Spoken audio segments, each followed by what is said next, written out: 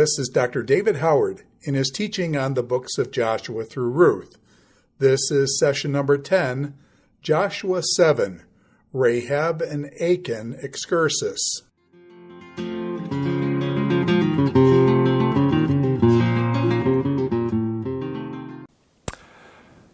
When we get to the end of chapter 7, we have an interesting contrast between the two major characters in chapter 6 and 7. We've seen in some detail about Rahab back in chapter 2, actually, who was a Canaanite who embraced the faith of Israel. And then in chapter 6, we see her and her family spared because of this faith.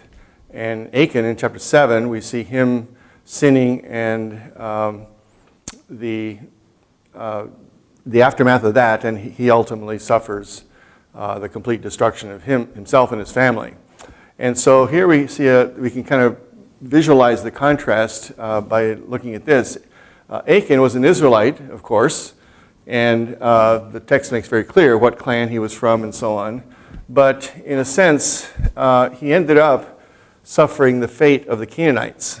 He was destroyed completely the way the Canaanites were to be destroyed. And so in a sense, Achan became a Canaanite at the end, whereas Rahab, by contrast, was born a Canaanite, but by her faith, she ended up, in a sense, being an Israelite.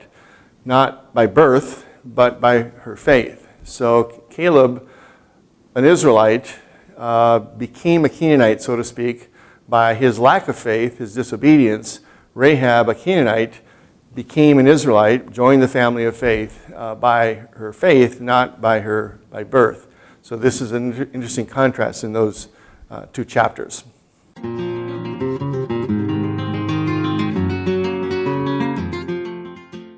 This is Dr. David Howard in his teaching on the books of Joshua through Ruth.